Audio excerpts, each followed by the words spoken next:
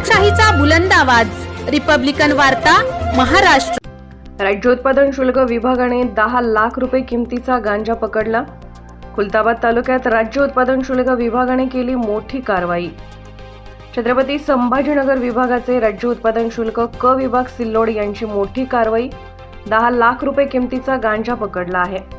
याबाबत सविस्तर वृत्त असे की राज्य उत्पादन शुल्क विभागास मिळालेल्या गुप्त बातमीच्या आधारे राज्य उत्पादन शुल्क विभागाचे आयुक्त डॉक्टर विजय सूर्यवंशी, संचालक प्रसाद सुर्वे, विभागीय उपायुक्त श्रीमती संगीता दरेकर, अधीक्षक संतोष झगडे, उपअधीक्षक गुणाजी क्षीरसागर यांच्या मार्गदर्शनाखाली निरीक्षक राज्य उत्पादन क विभाग सिल्लोड, निरीक्षक राज्य उत्पादन शुल्क भरारी पथक व निरीक्षक राज्य उत्पादन शुल्क ब विभाग यांनी गल्ले बोरगाव तालुका खुलताबाद येथे छापा टाकला असता आरोपी नामे वाल्मिक आसाराम माणकीकर यांच्या ताब्यातून 83 किलो 68 ग्रॅम इतका सुकलेला गांजा व एक सॅमसंग कंपनीचा मोबाईल, एक इलेक्ट्रॉनिक वजन काटा, 50 लिटर क्षमतेचे 2 प्लास्टिक ड्रम असा एकूण 10,30,060 रुपये किमतीचा मुद्देमाल मिळून आल्याने त्याच्या विरुद्ध NDPS कायदा 1985 अन्वये गुन्हा रजिस्टर नंबर 148/2024 नोंदवण्यात आला आहे।